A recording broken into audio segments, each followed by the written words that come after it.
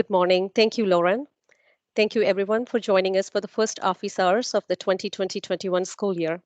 As we move into the school year, we understand districts are navigating multiple learning platforms and student schedules while ensuring student and staff safety. We sincerely appreciate the continued hard work and dedication of our districts, schools, and educators as we begin the school year. Our team has changed over the last few months.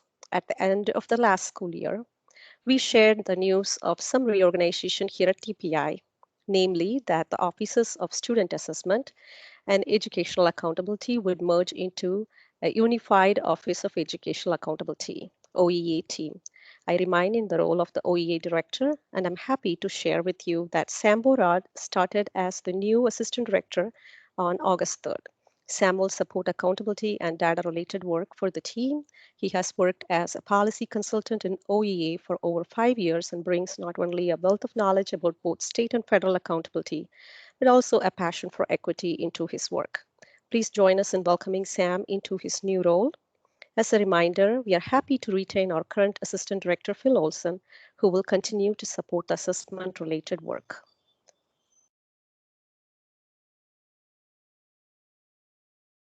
The assessment team has been hard at work developing plans for assessment that balance the need for valid data serving school improvement and equity, and the challenges districts are facing related to safe and effective instruction during the ongoing pandemic. Our assessments are reliable tools that provide information about what students know in core academic areas and whether they can apply what they know. The tests provide valuable information for educators and families and feed important school improvement systems such as WISE and Title I supports, among others. We are required to assess students both by state and federal law. At this point, no state has received a federal assessment waiver, and we are planning to administer our statewide assessments with some additional options. For example, districts may administer the ACT online this spring rather than using the paper pencil test if districts choose to do so. For students who were unable to take the ACT last spring, we have provided optional vouchers that will allow them to sit for the exam on one of the national testing days through December 2020. We have extended the Access for EL's testing window 1 month to February 26, 21 to give districts more time to test the English learning proficiency of the EL students. Our team is continuing to evaluate additional options for spring testing. We are monitoring the situation and developing possible options for assessment in spring. We understand that families and schools are doing their best to cope with starting school this fall. We are wishing all of you, and we are wishing all of you the best this fall, and we are with you in this together. And together we will get through this, and we will emerge more powerful as we always do. Thank you, everyone.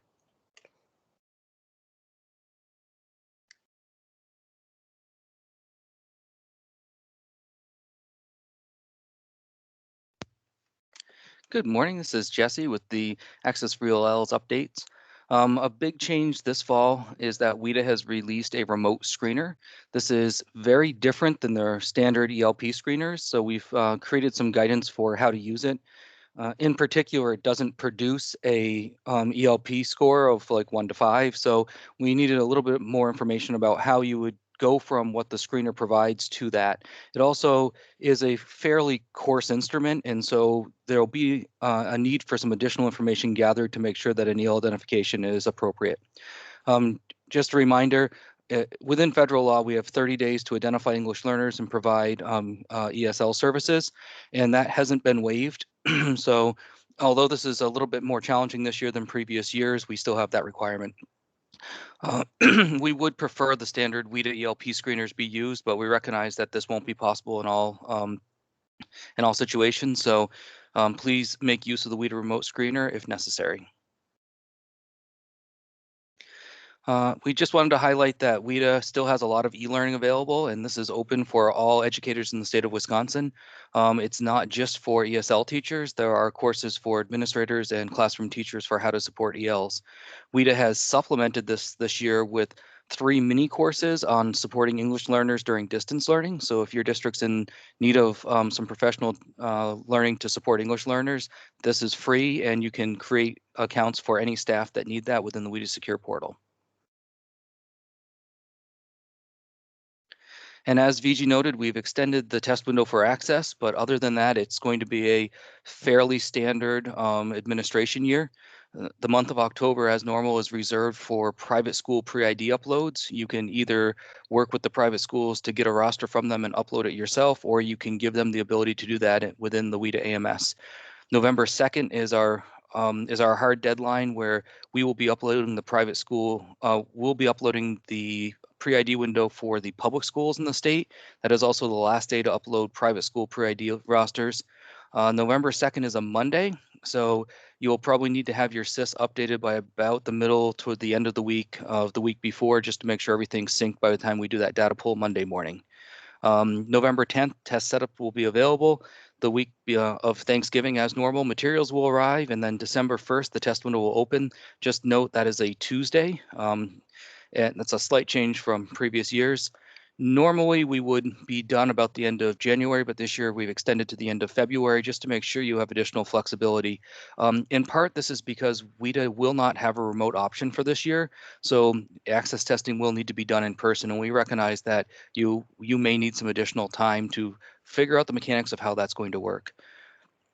By March 5th, all the materials are due back to DRC. However, anytime during the test window, when you are done testing, you're welcome to pack everything up and send it back. Don't feel like you need to withhold all of the test materials until March 5th.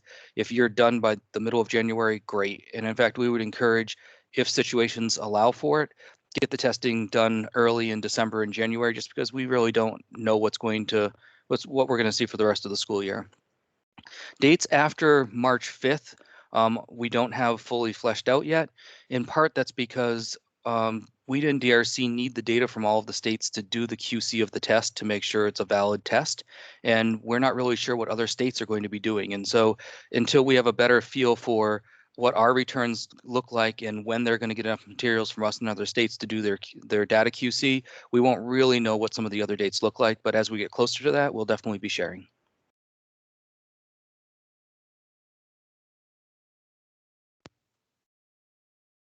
Hi, this is Mike PC, and I'm the DLM coordinator. So if you ever have any questions regarding DLM training, educator portal setup, or any other DLM related items, please don't be afraid to email or call, and I will be more than happy to help. Today we are going to discuss a few tools to help prepare our students for the DLM at the end of the year, along with a few tasks that you can begin to complete now. Dynamic Learning Maps Instruction and Assessment Planner is a tool that is used with the instructionally embedded assessments provided by DLM throughout the school year. Instructionally embedded assessments are computer-delivered alternate assessments intended to integrate classroom instruction and assessment in a cycle throughout the year. This tool allows teachers to have the flexibility in the selection of essential elements and linkage levels and the delivery of testlets so that the instruction and assessment can be a customized experience for each student. Reports provide assessment results to inform future instructional decisions. In order to use the instruction and assessment planner, you must complete the following steps. Security agreements must be signed. The teachers need to have completed their Moodle training. Students need to be rostered, and first contact surveys need to be completed.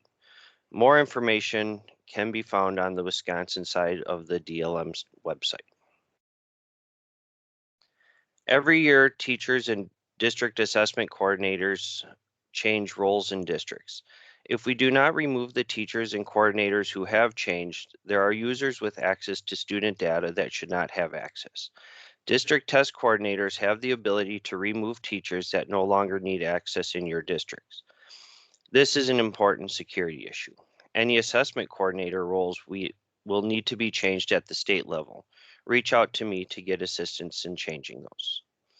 Moodle training is available for teachers to begin their training.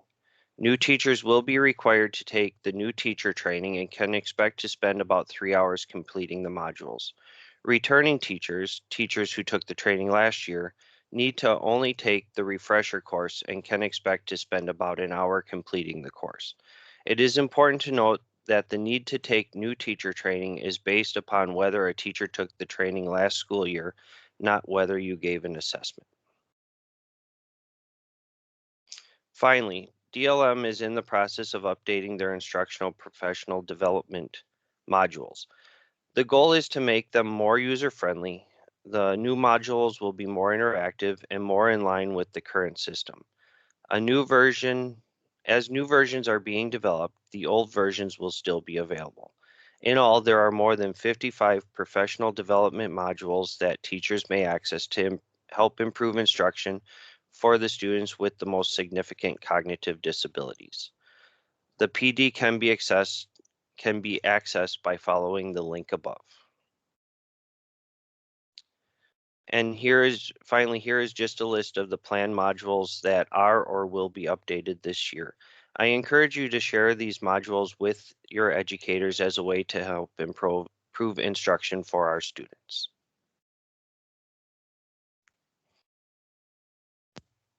Good morning, this is Allison O'Hara with the Forward Exam.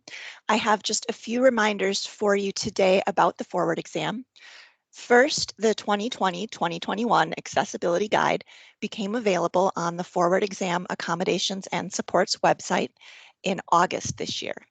There were no changes to the accessibility options for the Forward Exam for this upcoming year. But please be sure to make sure that all staff are aware of this guide and know where to locate the guide when needed for completing and updating IEPs and I-7 forms this fall. The Forward Exam calendar webpage has been updated with some key dates for the upcoming 2021 administration. And if there are any changes to these dates, we will make sure to post them on this webpage. So it's important to check this webpage frequently. And of course, we'll provide information in the DAC Digest. Forward system requirements. It's important to verify early in the school year that the district's testing devices meet the minimum system requirements for testing next spring. This information is provided by the Forward Exam test vendor, Data Recognition Corporation, and is available as a link on the Forward Exam Technology Requirements and Resources webpage. In addition, DRC has released a technology bulletin with information about what is new and changing for the upcoming 2020-2021 administration. The bulletin is also available on the Forward Exam Technology Requirements webpage.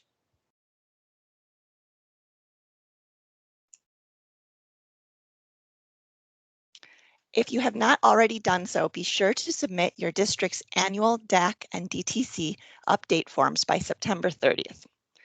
Last year, DRC made some updates to their data management portal and rebranded it. So what used to be referred to as eDirect is now called the DRC Insight Portal. Next month, we will give DRC an updated list of district assessment coordinators, and DRC will assign permissions to the DACs to access the 2021 administration in the portal. To ensure we have an updated DAC list, it's important to submit the form by September 30th. Once DACs have access to the 2021 administration in the portal, they need to assign permissions to other users and remove permissions for individuals who are no longer employed by the district or no longer need access to the portal. DACs should not be mass assigning permissions to all staff.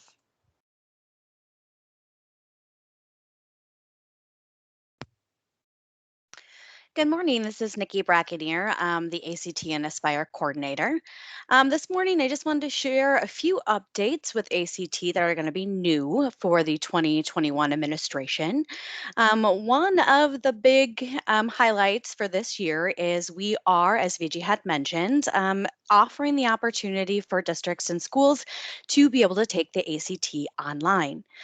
The second update we'll talk about today is the test accessibility and accommodation systems migration that happened a little bit earlier with ACT this year. And finally, a highlight is that all of the non-test administration information for this year for ACT will not be done on paper. All of this will be done on myact.org.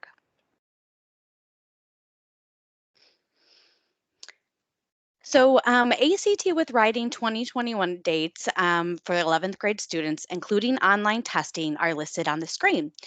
Schools may use all three testing windows to provide testing availability for students.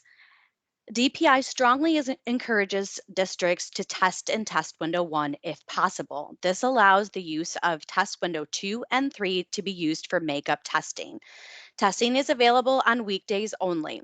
There is a link on the online schedule and printable schedule available on your screen, and it's available at the DPI website. New for 2021, DPI is offering districts, again, the opportunity to test ACT online.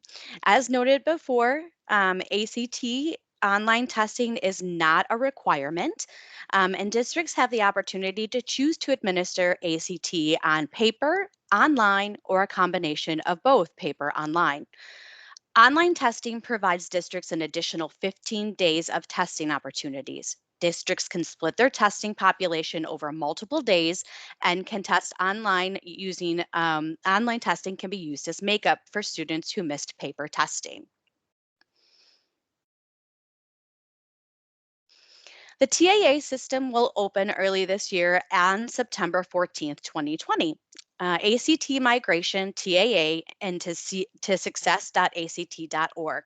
For current TAA users who have not set up an account yet with success.act.org, you will need to set up an account to get access to TAA. When doing so, register with the same email address as you do with TAA, and this will migrate your account. New TAA users will need to request access to TAA through success.act.org.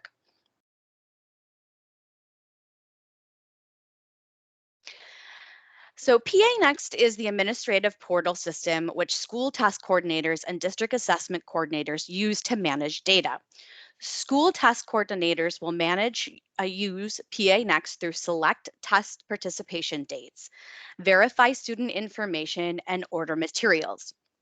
The PA Next portal is available through the link provided on the screen.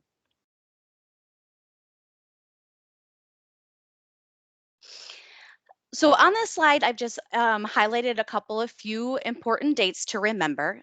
September 14th is the test accommodation windows that will be open. November 2nd is when PA Next opens. This is when you can go into the portal and make sure that your users are updated, that you have everyone set up for communications. November 27th is the deadline for schools to verify shipping addresses in PA Next. This will be very important if you are using any online materials and regular paper materials, as you will provide some resources and manuals direct to schools. Their additional resources can be found on the State of Wisconsin ACT website, as well as the DPI at ACT website. On this slide, you'll see some upcoming ACT trainings that we have available. We'll have 4 trainings this year. We will have our accommodation webinar. We'll have test administration 1 manual or webinar. We'll also have online testing site readiness, as well as test administration webinar 2. Please note that the registration links will be provided in the near future and can be found at the DPI ACT trainings website. The Aspire window for ACT will be open April 5th through May 5th, 2021 for 9th and 10th grade students. PA Next will be the administration platform for the ACT Aspire. ACT Aspire will be available on January 21st, 2021 will be when the portal will be open. DAX will receive instructions on how to give schools and test coordinators access. Additional information on Aspire testing will be available in the near future, and we will provide updates as soon as possible. Resources, manuals, and training opportunities will be posted and available on the State of Wisconsin ACT website, as well as the DPI Aspire web pages. For Aspire training this year, we will have 3 training opportunities. We will have Test Administration Webinar 1 offered in February, Tech Readiness also on February 9th, and Test Administration Webinar 2 available on March 4th. Any additional chat or additional trainings will be provided in the near future if available. Registration links will be available on the DPI Aspire training web pages. This is Dwayne Dorn, and I will be talking about the reading readiness requirements. The reading readiness requirements will remain in effect for the 2020/21 school year. Districts will be required to screen all 4-year-old kindergarten through 2nd grade students at least once during the year using a district-determined screener. Districts are authorized to establish their own schedules for screening students. Most vendor-based screeners have established screening windows. Screening during the established window is the best option for ensuring that results are valid and reliable. For districts that are implementing online instruction, virtual screening is an option that is available. Districts should verify with the vendor the conditions upon which virtual screening may occur. It is recommended that classroom teachers administer the screening to each student, as these individuals typically have received training and have the most experience with administering a screener. Accurate and informative results are most likely to be obtained when the classroom teacher administers all parts of the screener. Screener results are required to be reported to parents and guardians. Each district can choose their preferred method of communicating these student results. Students who are identified as being at risk of reading difficulty shall be provided with interventions or remedial reading services. These interventions or remedial services shall be scientifically based and shall address all areas in which a student is deficient. Students who are identified shall continue to receive high-quality core instruction. Small group and individual interventions may be necessary based on obtained results. Classroom teachers are encouraged to work with other professionals to develop intervention plans. Districts were reimbursed on June 8th for their 2019-20 reading readiness expenses. District staff wishing to verify the amount of reimbursement can access the link listed on screen. Districts will be able to seek reimbursement for expenses incurred during the 2020-21 school year. DPI will provide reimbursement for 2021 expenses in May or June of 2021. More information on the requirements of screening can be found at the links listed on this slide. Feel free to contact me at your convenience if you have any follow-up questions. Thank you.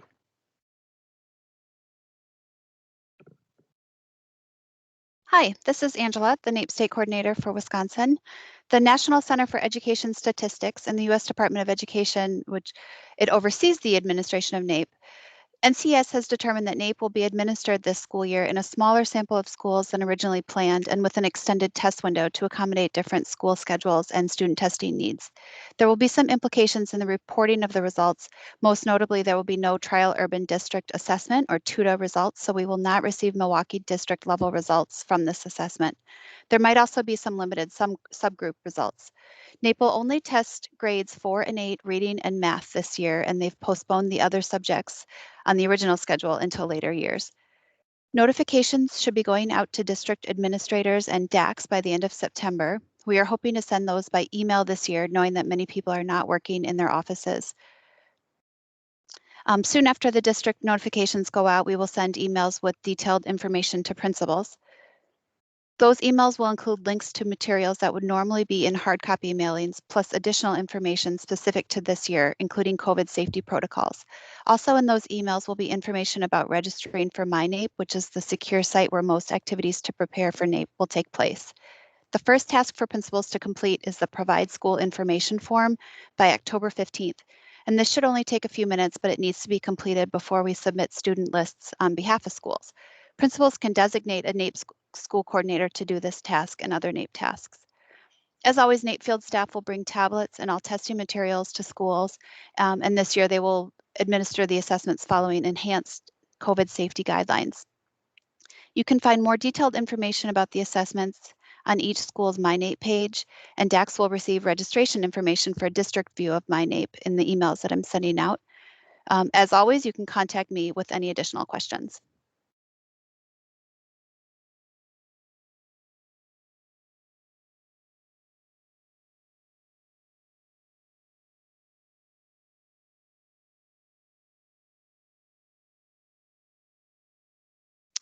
The assessment strategies to inform instruction in 2020-21 was written in response to questions we were receiving from educators, districts, and our CESA partners in regards to what fall assessment should look like upon the return to school. The Office of Accountability partnered with several DPI internal teams, as well as external partners, including CESAs, the Wisconsin RTI Center, and some other states and national associations to share strategies to help students assessment, and learning during the fall. This resource provides considerations for district and school leaders to use in identifying initial student needs upon the return to school and considerations for monitoring ongoing student learning from an equity lens to ensure every student has what they need to learn when they need it, especially this year.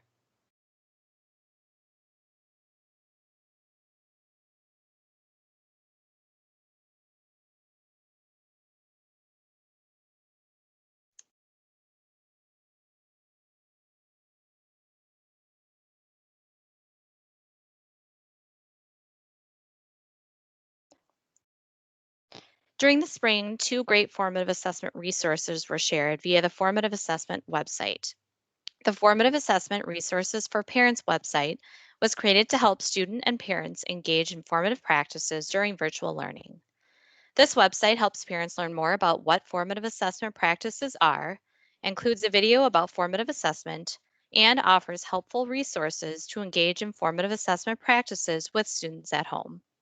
The second resource, the Formative Assessment Practices for Students with Disabilities resource website, explains how the formative assessment process can provide opportunities for students with disabilities to maximize their learning. The resources included here have been recommended by experts in the fields of special education and formative assessment. We hope to continue to add more formative assessment resources as this year progresses. We understand how important formative resources are, especially this year in particular. Please contact the Office of Educational Accountability with any further questions or concerns about this year's assessments. You can reach us at the phone number here or the osnmail.dpi.wi.gov email address as always. Thanks for joining us and have a great year.